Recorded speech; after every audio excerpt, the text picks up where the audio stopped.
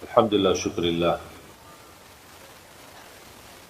Masih diberikan oleh Allah Subhanahu wa taala kesempatan untuk kita sama-sama bertemu kembali dan silaturahim.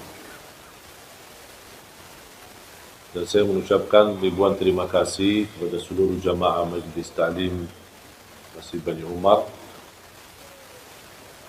atas perhatiannya, bantuannya, perjuangannya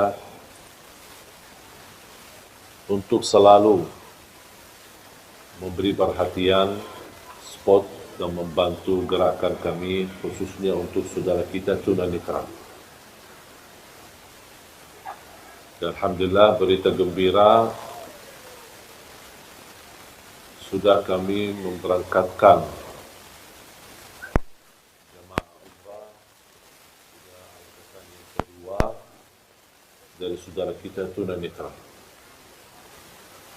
Alhamdulillah, kemarin baru mereka pulang dari Tanah Suci, hampir kurang lebih 25 orang.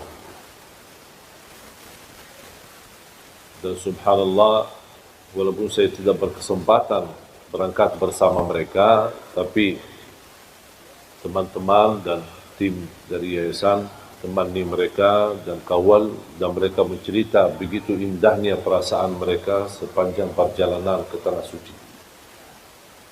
Bayangkan 25 orang, tapi antri panjang, menarik perhatian.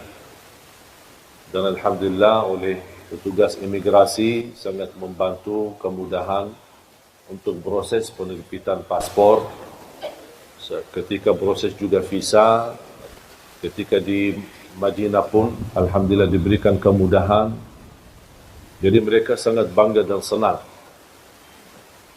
Yang buat saya terharu ketika melihat rakaman mereka ketika bertalbiyah, ketika berdoa, ketika lagi salat di Masjid Nabawi, dan mereka menangis. Dan mudah-mudahan kita terus memperjuangkan supaya kita mampu memberangkatkan insya-Allah haji untuk mereka. Dan itu semua perjuangan tidak akan terlepas daripada perhatian ibu-ibu. Karena jujur saja, kalau bukan izin Allah Subhanahu wa taala, kemudian bantuan, perhatian, kasih sayangnya dari ibu-ibu, nampaknya program ini belum tentu bisa jalan. Khususnya Majlis Ta'lim Bani Umar. Karena satu-satunya Majlis Ta'lim yang mulai dari awal sampai titik ini komitmen dan terus mensupport dan membantu program ini. Awal pertama kali yang merespon program kami Majlis Ta'lim adalah Bani Umar. Kemudian selanjutnya, walaupun ada beberapa majlis ta'lim yang lain yang ikut bantu, tetapi yang komitmen tidak pernah terlepas perjuangannya, tidak pernah bosan dan tidak pernah menjauhi dari program ini, itu satu-satunya Majlis Ta'lim Bani Umar. Mudah-mudahan ini merupakan berkah untuk semua jemaah dan mudah-mudahan menjadi amal jariah, sedekah jariah yang tidak terputus pahalanya insya-Allah sampai hari kiamat. Dan semoga insya-Allah diterima di sisi Allah Subhanahu wa taala. Para jemaah sekalian dimuliakan Allah Subhanahu wa taala,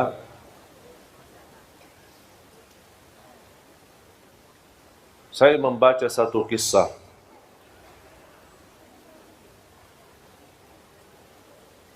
membuat saya berfikir betapa besarnya keagungan dan kemuliaan Allah Subhanahu wa taala, dan selalu Allah beri yang terbaik. Cuma sayang sekali kita belum bisa tahu kebaikan tersebut kecuali sesudah kejadian ujian, bala, musibah cukup lama. Istilahnya kita mengetahui hikmah, alasan apa yang terjadi, apa yang kita hadapi di kemudian hari atau di waktu yang cukup lama, baru Allah munculkan hikmah dan alasan. Kisah yang saya baca mengambil banyak hikmah dan pelajaran, membuat saya sadar dan semakin belajar dan meyakini apa yang datang dari Allah pasti itu baik. Walaupun nampaknya di pandangan mata kita buruk dan itu ujian. Ada beberapa pengusaha berdagang. Mereka belanja barang banyak dari salah satu negeri. Kemudian mereka naik kapal. Kapal yang cukup besar dan juga membawa barangnya masing-masing. Di dalam perjalanan untuk kembali ke kampung mereka, terjadilah hujan besar. Gelombang dan dia menghadapi ujian yang amat besar di tengah laut. Mereka mengambil keputusan harus barang-barangnya ada yang harus dibuang untuk mengurangi beban yang terjadi di atas kapal tersebut. Salah satu pedagang memiliki barang yang terbanyak. Ternyata jatuhnya dia akan dihabiskan separuh barangnya, akan terbuang. Dibanding yang lain cuma seberapa saja. Beliau tidak terima, marah, ngamuk. Saya bisa rugi banyak, separuh barang saya masa dibuang begitu sia-sia. Mereka menjelaskan daripada kita tenggelam semua, menghadapi musibah semua, mendingan barang-barang kita aja biar kita selamat. Beliau tidak terima, tidak mau. Karena dia berdagang baru, membuat berdagang yang lama, mereka sepakat sekalian barangnya sama orangnya dibuang aja, biar kita selamat. Karena mereka merasa orang itu berdagang baru, tidak punya istilahnya kekuatan, tidak punya power, tidak punya lingkungan yang bisa melindunginya. Dan terbuang. Dan subhanallah mereka jalan dan beliau bersama barangnya sudah terbuang di dalam laut.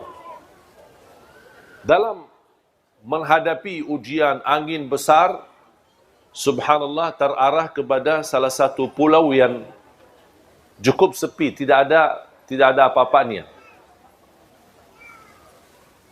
Dia masuk di sana, cari makan tidak ada, cari apa tidak ada, barangnya hilang. Dia syukur alhamdulillah selamat. Dapat sedikit sumur air yang bersih, dia bisa minum. Sedikit hanya yang bisa dia dapat hanya minum air. Di situ dia menemukan sebuah rumah kecil dari kayu. Dia masuk ke rumah dan dia bisa rasa nyaman untuk bisa istirahat dan tidur. Berjalan waktu beberapa hari, tidak ada yang datang menolong dia. Tiba-tiba datangnya angin yang cukup kencang dan besar, mengakibatkan terjadi kebakaran di pulau tersebut. Dihabiskan semua pohon-pohon yang ada sekaligus rumah kayunya itu. Begitu dia diselamatkan dari kebakaran dan kehilangan tempat tinggalnya yang satu-satunya yang bisa melindungi dari bahaya, langsung dia berkata, "Ya Allah, kenapa ini? Sampai rumah yang aku tempati untuk mencari nyaman dan melindungi diri, kebakaran habis." Dia sudah merasa diri akan menghadapi kematian, putus asa.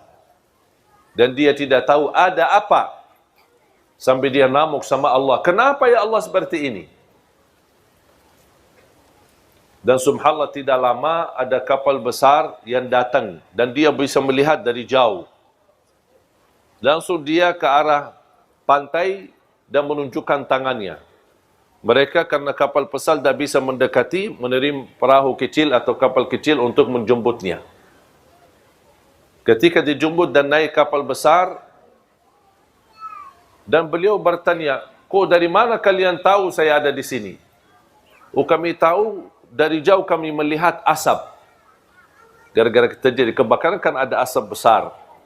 kami berfikir ini tanda biasanya kami seorang laut, pasti biasanya itu tanda-tanda ada orang minta tolong. Makanya kami datang. Terus mereka tanya, Iman kamu kok bisa datang sini sendirian? Oh ceritanya saya bersama kapal berdagang, mereka mengkhianati saya, mereka semua bersepakat untuk melimbar saya di laut dan syukur saya bisa selamat. Kata pemilik kapal, mereka itu yang Anda cerita semuanya mati tenggelam. Berdagangnya dan barangnya dan kapalnya semuanya mati. Baru dia sujud syukur. Dan dia berkata, ternyata ada hikmahnya. Faham ibu? Memang subhanallah Allah maha baik. Wallahi ibu-ibu tidak bakal tahu bagaimana cara Allah mengatur ujian kita. Tapi yakini Allah tidak pernah mau susahkan kita. Kalau ibu yang begitu cinta dan sayang sama anaknya, kira-kira mau enggak dia susahin anaknya? Kata Rasulullah, Allah jauh lebih besar kasih sayangnya kepada hamba daripada ibu kepada anak. Tapi ada manusia yang belum percaya sama Allah. Ada manusia yang masih berkata, Ya Allah, kenapa saya seperti ini? Ya Allah, kenapa saya cuma menderita sakit? Ya Allah, kenapa saya sudah lama menikah tapi belum bisa punya keturunan? Ya Allah, kenapa saya dijodohkan sama orang yang jahat yang menyakiti perasaan saya? Ya Allah, kenapa saya punya usaha semuanya habis dan rugi? Ya Allah, kenapa saya... Itu bahasa kita sehari-hari. Padahal kita tidak tahu dan belum meyakini Allah jauh lebih sayang sama kita daripada ibu kepada anaknya. Ibu pun ketika lagi marah sama anaknya dan dia cupit, bukan karena dia benci sama anaknya. Bukan dia tidak suka sama anaknya. Justru cupitan itu karena sayang. Anggaplah yang terjadi dari Allah itu cupitan dari Allah Subhanahu. Barangkali kita ada kesalahan. Barangkali ada kekurangan ibadah. Barangkali terlalu sering ketiduran salat subuh. Barangkali kita lupa baca Quran. Barangkali kita sambat satu kali menyakiti hati orang tua. Walaupun satu kali ada balasannya. Ada balasannya dari Allah SWT. Kita lupa, tapi Allah tidak pernah lupa. Ahsahullahu wa nasuh. Allah menghitungkannya, tapi manusia suka lupa. Makanya jamaah sekalian, belajar takdir Allah, walaupun ada buruknya, tapi yakini di belakang keburukan ada hikmah, ada kebaikan, ada sesuatu yang kita tidak tahu. Contoh,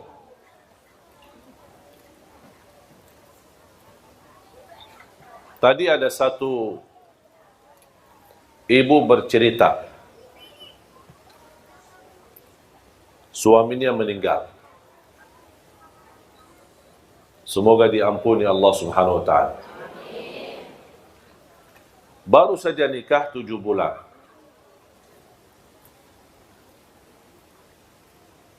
Cerita yang disampaikan oleh ibu, saya menanggapi bagaimana beliau cinta sama suaminya.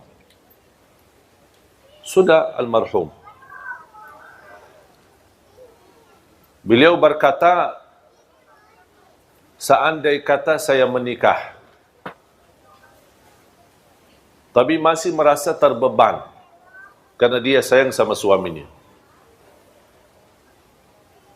Dan dia berkeinginan bertemu suaminya di surga. Terus kalau saya dijodohkan lagi, nikah, usianya masih muda, saya khawatir gimana nanti sama suami yang pertama atau suami yang kedua. Ya udahlah, daripada bingung, mendingan tidak usah nikah katanya. Biar dijamin dapat dan bertemu suaminya di surga. Saya menjawab,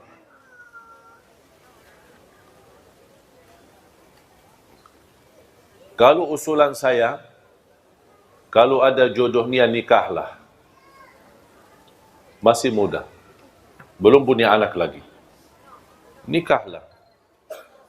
Urusan surga nanti urusan lain. Ketemu siapa itu urusan sama Allah. Dan kejadian ini sama pernah terjadi sama istri Rasulullah. Bernama Ummu Salamah. Kenal nggak Ummu Salamah? Dari mana kenal? Tahu maksudnya. Ummu Salamah salah satu istri Rasulullah SAW. Ternyata Ummu Salamah punya suami namanya Abu Salamah. Cinta bukan main sama suaminya. Meninggal, mati syahid. Di waktu tamburan perang bersama Rasulullah SAW. Meninggal. Ketika meninggal suaminya, dia merasa sedih banget. Kehilangan seorang yang dia paling sayangi, paling cintai. Baik banget. Dan dia merasa kehilangan sesuatu yang amat besar. Tapi dia sabar, ujian. Suami meninggal, ada istri dia meninggal, ada anak dia meninggal. Semua itu namanya ujian. Dan kita semua pasti akan meninggal, akan mati menghadapi kematian. Ternyata subhanallah berjalan waktu, dijodohkan sama Rasulullah. Sebelum dijodohkan sama Rasulullah, dia pernah berkata, ketika Rasulullah SAW mengingatkan untuk bersabar dan menerima ujian ini. Dan insya Allah Allah ganti yang lebih baik. Langsung beliau berkata, siapa yang lebih baik dari Abu Salamah? Tak mungkin bisa menemukan orang-orang yang lebih baik dari Abu Salamah. Pertanyaan saya, ibu-ibu, mana yang lebih baik, Abu Salamah atau Rasulullah? Akhirnya jadi jodohnya sama Rasulullah SAW. Muncullah pertanyaan, ya Rasulullah, saya kan pernah nikah sama Abu Salamah. Sekarang saya jadi istrimu. Saya ketemu siapa nanti di surga? Sama pertanyaan ibu itu tadi. Saya jawab sebagaimana dijawab oleh Rasulullah SAW. Kamu bersama orang yang terbaik akhlaknya. Yang terbaik akhlak. Kalau kira-kira Abu Salamah lebih baik akhlaknya, berarti nanti sama Abu Salamah. Tapi yang kita tahu dan kita belajar, yang paling mulia akhlaknya siapa? Berarti dia sama. Dan disitulah kunci kebahagiaan dalam rumah tangga. Kemuliaan akhlak.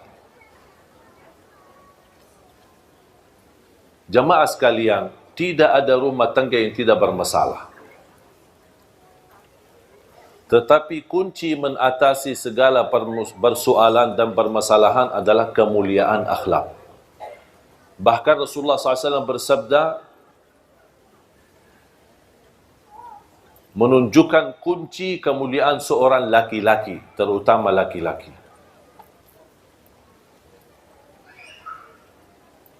Sebagaimana kemuliaan seorang atau kemuliaan seorang laki-laki yang paling mulia akhlaknya sama istrinya. Makanya ulama berkata, kalau ingin mengetahui akhlak seorang, jangan tanya jauh-jauh, tanya istrinya. Kalau istrinya biar mentul, berarti mantap, alhamdulillah.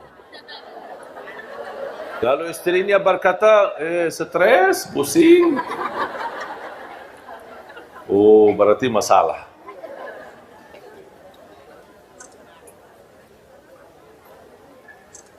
Dan subhanallah, dengan kemuliaan akhlak kita bisa memiliki segala sesuatu. Dengan kemuliaan akhlak, kita bisa memiliki segala. Memiliki hati orang, memiliki kehormatan orang, memiliki kemuliaan orang. Pasti akan dimuliakan. Apalagi di saat istri kita sedang membutuhkan dampingan kita, perhatian kita, bantuan kita. Itu luar biasa, sangat harga besar baginya ketika dia memiliki suami yang berakhlak mulia. Makanya jamaah sekalian, sampai Rasulullah SAW bersabda, "Aqrabukum minni majlisan yawmal qiyamah ahasinukum akhlaqa." Yang paling dekat kepadaku hari kiamat, kata Rasulullah, yang paling mulia akhlaknya di dunia. Jadi kemuliaan akhlak atau seorang memiliki kemuliaan akhlak, dia mendapatkan posisi yang amat besar di sisi Allah. Kemuliaan, darajat yang tinggi bersama para nabi, siddiqin, syuhada dan salihin.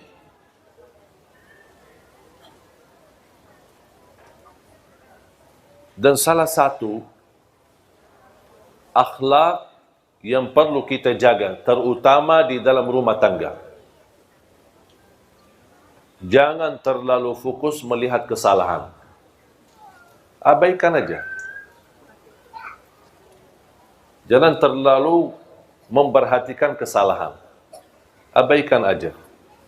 Lupakan, lewatin saja. Anggap sesuatu yang berjalan dan terus berlalu. Jangan terlalu diperhatikan. Kalau setiap kesalahan ada teguran, setiap kesalahan dibahas, setiap kesalahan dibicarakan, setiap kesalahan namuk, tidak akan selesai.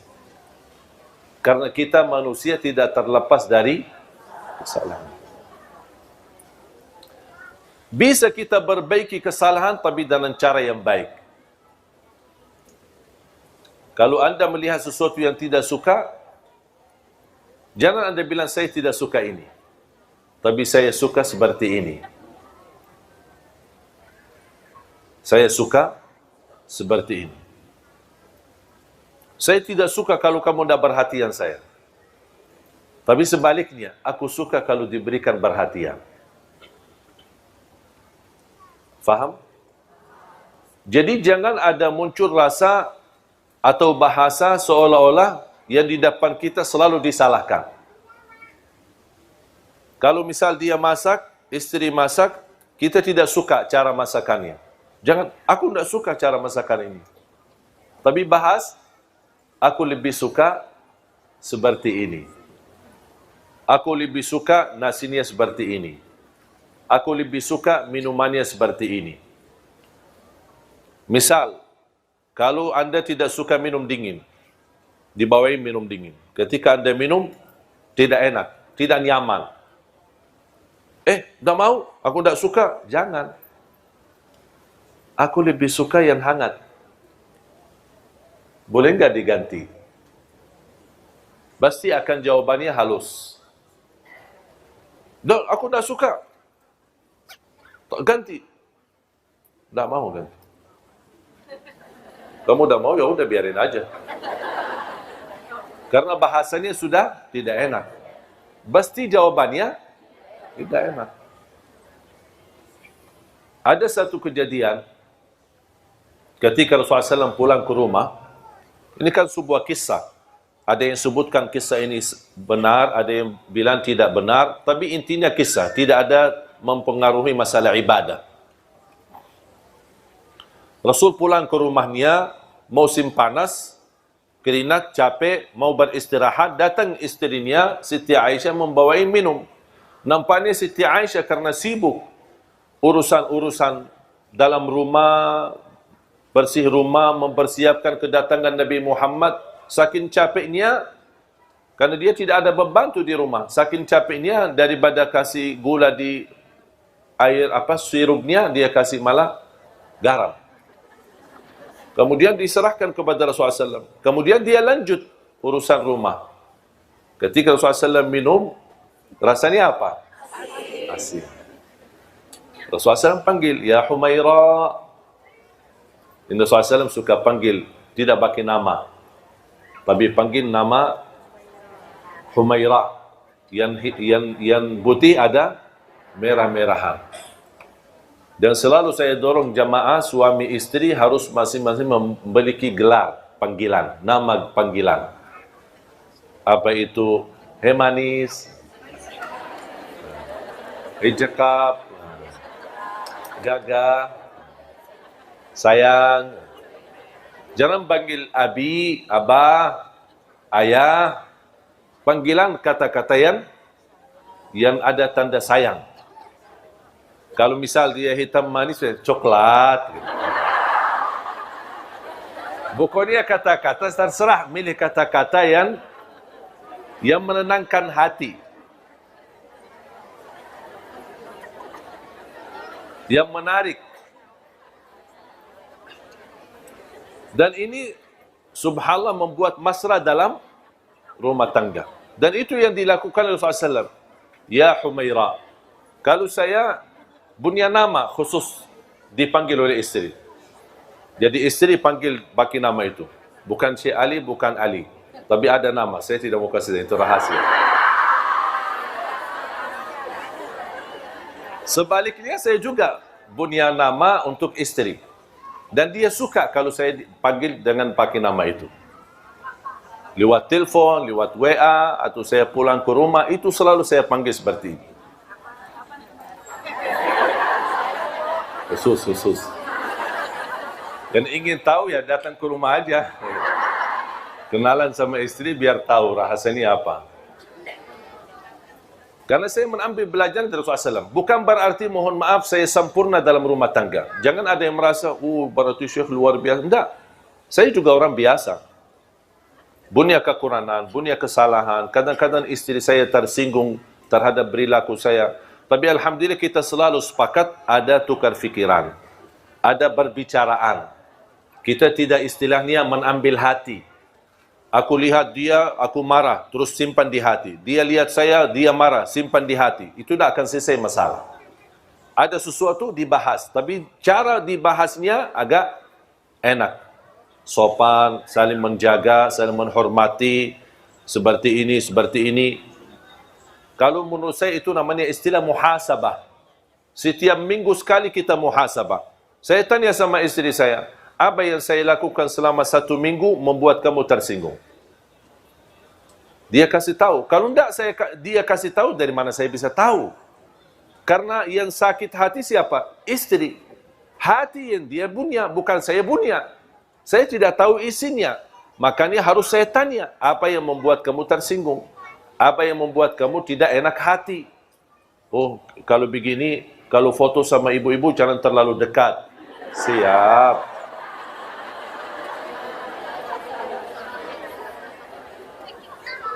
Udah, saya akhirnya turuti apa yang dia mau. Kalau bisa, jangan foto sama sekali. Saya bilang jangan, nanti ibu-ibu juga tersinggung. Saya jelaskan. Saya tidak bilang, tidak mau dan membalas dengan kasar. Enggak, saya bahas. Begini, kalau di Indonesia, kalau tidak menolak, kalau ketika diajak foto, nanti kita dianggap sombong. Tidak ada kasih sayang, tidak ada perhatian. Saya jelaskan, itu kebiasaan di Indonesia. Kalau di Arab memang beda. Ya, akhirnya saya jelaskan, oh gitu, ya udahlah, boleh. Tapi coba kalau saya bilang, pas begitu, kalau bisa jangan foto sama ibu-ibu, tidak mau, harus saya foto. Berantem, tidak akan selesai masalah. Dan tidak bakal dia setuju. Tapi dia ada bicara baik-baik, halus, akhirnya alhamdulillah dapat disetujui. Tapi jangan terlalu dekat. Aku heran kadang-kadang ada ibu-ibu begini. Astagfirullahaladzim, saya kaget. Saya bilang, ibu, saya masih wudu.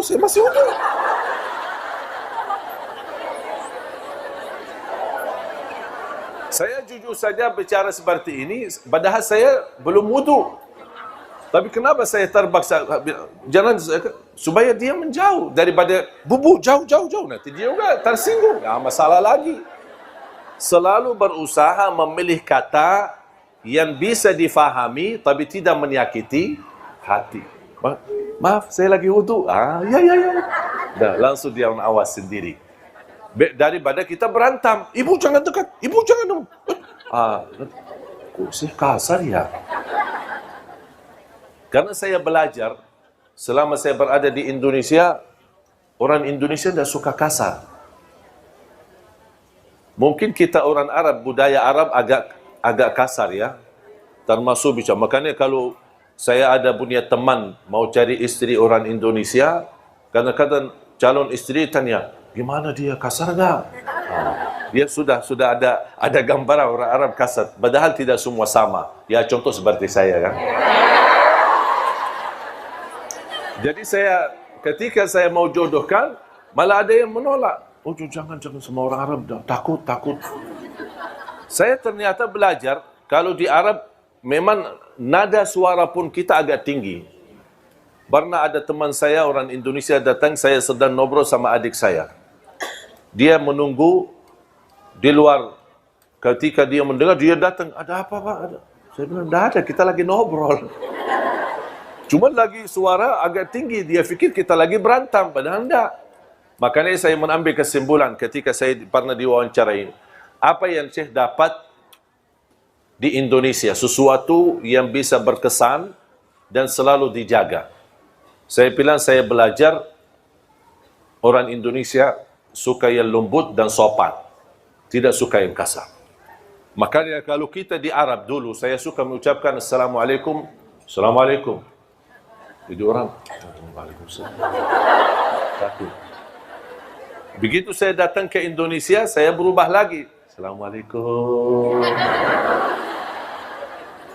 Itu orang Indonesia. Begitu. Makanya saya ikut salam sama orang Indonesia. Ketika ketemu orang Indonesia, kalau ketemu orang Arab, salam. Ini kan saudara saya. Assalamualaikum. Dia sudah faham. Itu bukan marah. Tapi kalau sama orang Indonesia bisa salah faham. Salam aja kok begitu sih. Makanya saya rubah. Assalamualaikum. Apalagi pakai senyum. Walaupun kita lagi stres, dia ada apa-apa senyum. Karena orang suka melihat kita senyum. Makanya Rasulullah SAW ketika minum dan minumannya asin, apa yang tidak Rasulullah SAW? Tidak menumbahkan gelasnya, tidak melembatkan dan tidak marah-marah. Apa nih kita datang capek-capek, kok malah dikasih air minum yang asin, aduh. Sambil minum aja tidak bisa bikin, udah mau nikah lagi. Tidak, Rasulullah SAW duduk manis. Ya Humaira. Siti Aisyah jawab, labbaik. Dan itu salah satu kata yang saya suka di Indonesia. Suka labbaik. Kalau anak-anak labbaik. Labbaik. Itu sebenarnya kata-kata dari dulu ada di Arab. Diambil dari kata labbaik Allahumma labbaik. Kenapa? Menunjukkan saya akan segera jawab. Saya akan segera sami'na watana. Dari pada dipanggil, ya, labbaik, labbaik. Artinya, tapi jangan labbaik dah datang. Lama suaminya panggil, sayang, labbaik. Dan panggilan labbaik belum datang juga. Kalau sudah labbaik, tinggalkan semuanya, segera datang. Siti Aisyah langsung, ya Humaira, labbaik, datang. Apa kata Rasulullah? Ayo, berkenan enggak temani saya minum? Temani saya minum. Ya, Siti Aisyah senang diajak sama suaminya ikut minum bareng. Apa Siti Aisyah suka di mana bekas bibirnya Rasulullah? Oh, ini. Dia minum, habis minum.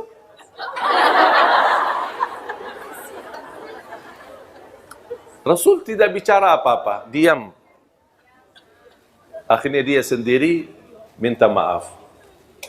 Kira-kira kalau seperti ini, terulang lagi enggak? Kayaknya tidak. Karena sudah langsung mendapatkan teguran, tapi dengan cara yang halus. Coba kira-kira kalau pas kita pulang, minta, ayo bawain kopi. Pas kita dikasih kopi, malah isinya garam. Apaan ini kok? Masa sudah kita nikah 20 tahun, kopi tidak bisa bikin sih? Marah-marah. Kira-kira nanti kalau mau bikin kopi lagi, kasih garam enggak? Barangkali kasih racun sekalian biar habis. Kok masa gara-gara kopi marah-marah sih? Jadi, mengatasi masalah jemaah sekalian, jangan menghadapi dengan kekerasan. Walaupun bisa selesai masalah, tapi membuat hati sakit. Milihlah kata yang halus, yang baik. Termasuk ibu-ibu menghadapi suami yang barangkali tidak nyambung dengan kita, tidak sesuai dengan keinginan kita. Jangan anda selalu membalas dengan kasar, tapi selalu beri yang terbaik dan selalu berdoa. Ya Allah, berilah hidayah. Ya Allah, berilah petunjuk. Ya Allah, jadikan beliau bertanggungjawab. Ya Allah, jadikan beliau kasih sayang. Orang yang benar-benar memberi perhatian kepada kami, kepada anak kami, dan bertanggungjawab nafkah dan urusan keluarga kami. Itu ikhtiar kita, doa. Kalau memang sudah di dalam takdirnya Allah subhanahu wa ta'ala jodohnya seperti ini, ya bakal seperti ini. Yang bisa merubah nasib dan takdir hanya doa. Makanya jangan berhenti berdoa. Habis anda berikhtiar dan ada yang merasa sudah tidak kuat, tidak bisa tahan. Itu pilihan atau solusi dalam agama, boleh minta cerai. Itu solusi, bukan sesuatu yang tidak boleh. Ada orang, kalau katanya minta cerai, tak bakal masuk surga. Kata siapa? Kalau benar-benar, sebagaimana saya jelaskan, ibu sudah sabar, sudah doa, sudah ikhtiar, sudah memimpin nasihat, tapi tetap tidak ada perubahan sama sekali. Dan masih bisa sabar, saya usulkan sabarlah. Tapi kalau ada orang tak bisa sabar, bahkan ada yang merasa lebih baik saya mati, kenapa susahkan diri? Lepas. Karena inti daripada rumah tangga hidup bahagia. Kalau kehilangan kebahagiaan buat apa?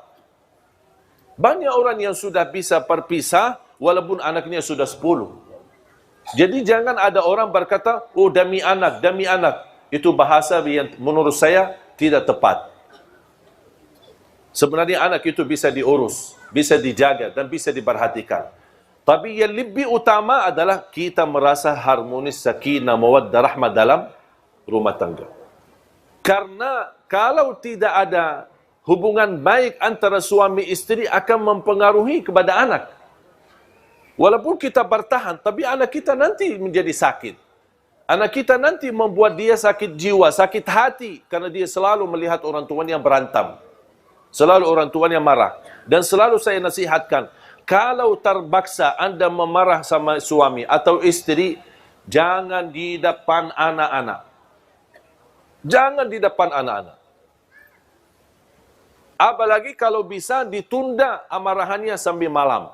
Biar semuanya anak tidur, masuk kamar sendiri dan bicara baik-baik. Sudah akan diselesaikan masalah. Wallahi tidak ada masalah, pasti ada jalan keluar. Tapi kita mau atau tidak jalan keluarnya. Itu persoalannya. Banyak ujian yang saya hadapi dalam rumah tangga.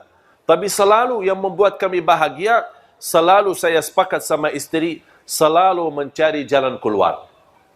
Selama ada masalah, pasti ada jalan keluar. Fa inna ma'al usri yusra, inna ma'al usri yusra. Kalau ada satu kesusahan, berarti ada dua jalan kemudahan. Itu yang saya sudah yakini saya sama istri saya.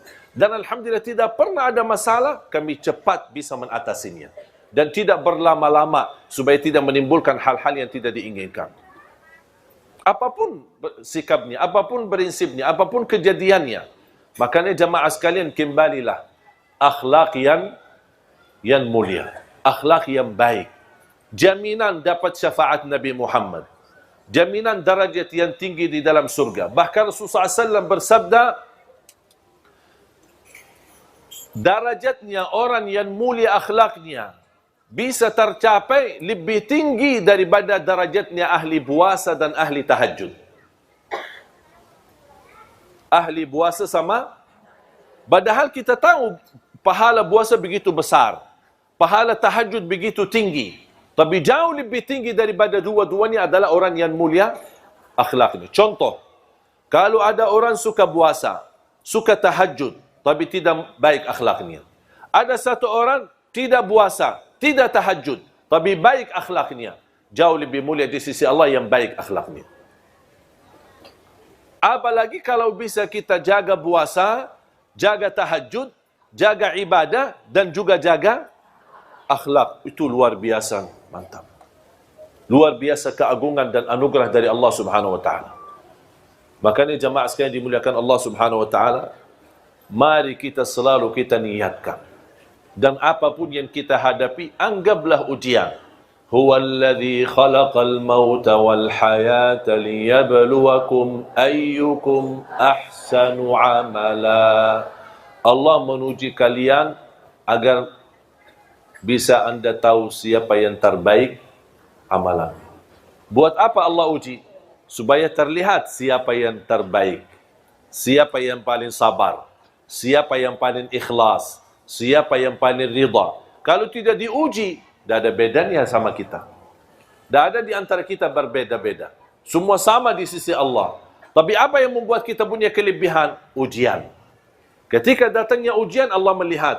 Ada namuk, marah, tidak ridha, tidak ikhlas. Ada satu lagi, sabar, ikhlas, ridha. Kata Allah, ini lulus. Itu dapat keuntungan. Berarti ketika ada ujian, bukan Allah ingin menyakiti kita, tapi Allah ingin menunjukkan posisi kita di sisi Allah Subhanahu wa taala. Makanya jemaah sekalian belajar sabar dan menunggu kemudahan ketika sedang susah. Menunggu jalan keluar ketika kita menghadapi ujian. Kesabaran itu dan menunggu adalah ibadah tersendiri. Contoh, kita lagi ada masalah dan kita sudah berupaya menunggu jalan keluarnya. Ada jalan keluar, tapi belum waktunya. Masih dalam proses. Berarti kita butuh tunggu. Tunggu berapa lama? Bisa 1 bulan, bisa 2 bulan, bisa 1 tahun. Kita menunggu sampai selesai proses. Baru akan kita dapat terbuka jalan keluarnya. Anda menunggu seberapa pun lamanya, selama Anda tunggu itu terhitung sebagai ibadah. Intidharul faraji ibadah.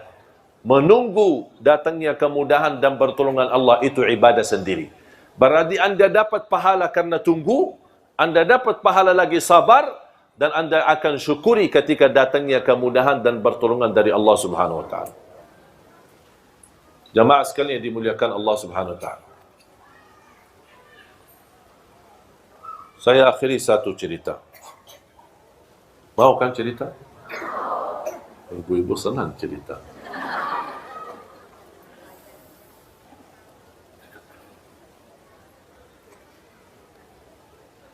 Saya menemukan satu keluarga.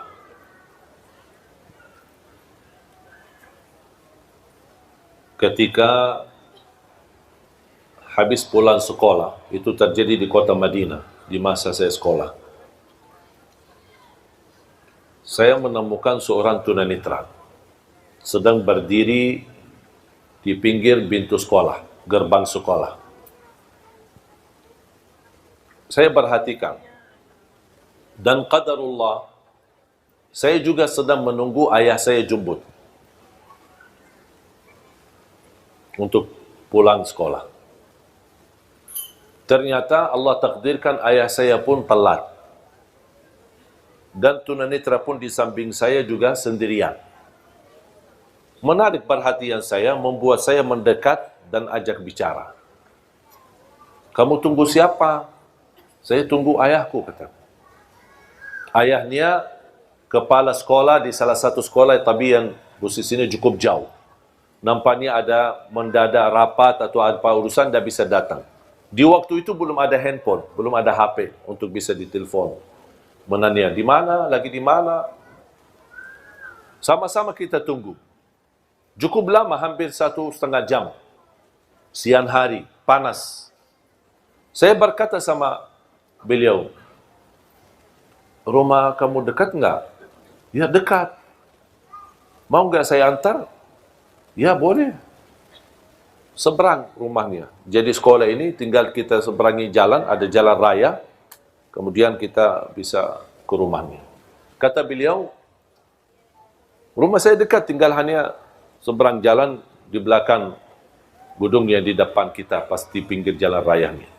Saya langsung berkata, tapi nanti kamu tunjukkan ya, tunjukkan jalan ya. Beliau ketawa. Masa saya buta yang tunjukin jalan? Pas begitu saya dampingi, subhanallah ibu-ibu.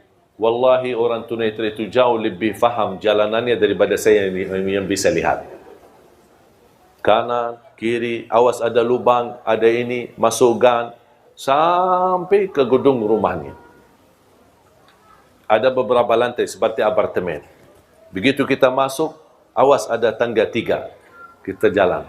Ada lagi tangga 1 kecil, kita naik. Ada lift, buka pintu. Bencet nomor sekian. Pas kita naik, pas begitu keluar ke arah kanan. Sampai di mana belnya rumah itu dia tahu. Di sini. Nah, begitu ibunya buka. Dan dia masuk di belakang pintu karena diharapkan pakai cadar. Dia tidak tunjukkan diri, tapi dia berbicara sama saya di belakang, dari belakang pintu. Terima kasih Allah, kami tadi kekhawatiran, anak kami telat, suami juga sibuk, tidak bisa ditelepon, karena dia mau telepon ke sekolahannya. Alhamdulillah bersyukur Anda bisa bawa anak kami di sini. Dan maksa-maksa untuk saya diajak masuk. Temani karena suaminya sedang dalam perjalanan mau pulang. Maksudnya diajak makan siang. Kalau orang Arab makan siang sampai sore. Kalau makan malam jam 12 malam.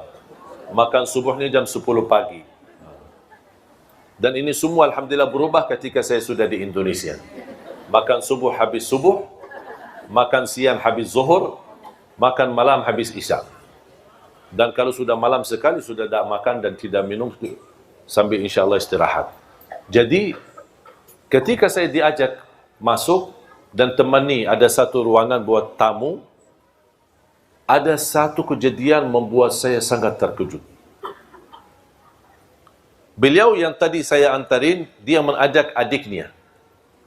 Ada 3 saudara. Yang sama saya itu usianya kurang lebih 19-20.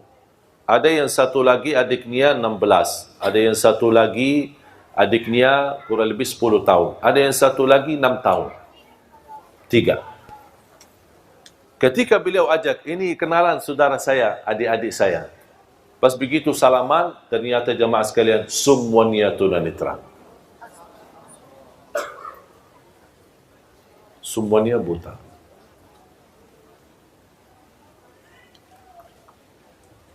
Di saat itu, jujur saja jemaah sekalian, beberapa waktu lalu, waktu kejadian ini, saya ada sedikit stres. Ada masalah lah gitu. Namanya anak muda kan. Maunya ini, maunya itu, tidak dapat, tidak semua serba ada. Pas begitu saya melihat mereka, saya merasa malu sama Allah. Ternyata selama ini banyak nikmat yang kita dapat.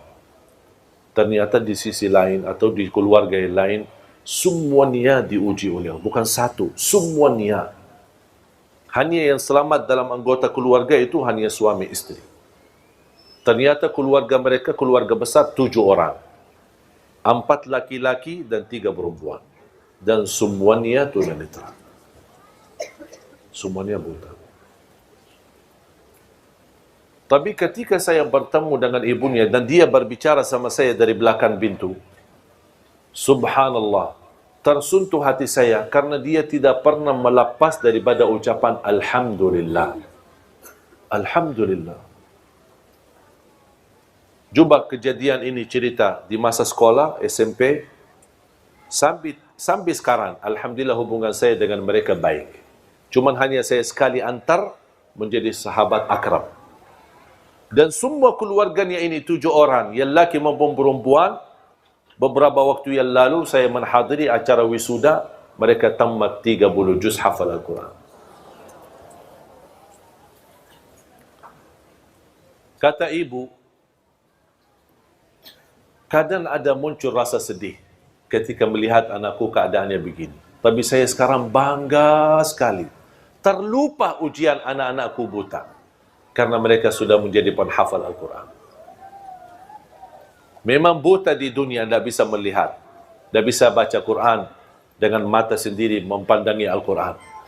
Tapi insya Allah di hari kiamat, dia akan menjadi saksi baik untuk kedua orang tuanya. Dan akan bisa melihat dengan jelas dan terang jalan menuju ke surga Allah Subhanahu wa ta'ala. Makanya jamaah sekalian, kita bersyukur. Kita masih banyak belum bersyukur. Menurut saya terlalu banyak nikmat yang Allah berikan. Nikmat orang tua, nikmat kita masih bisa bergerak kemana saja pergi.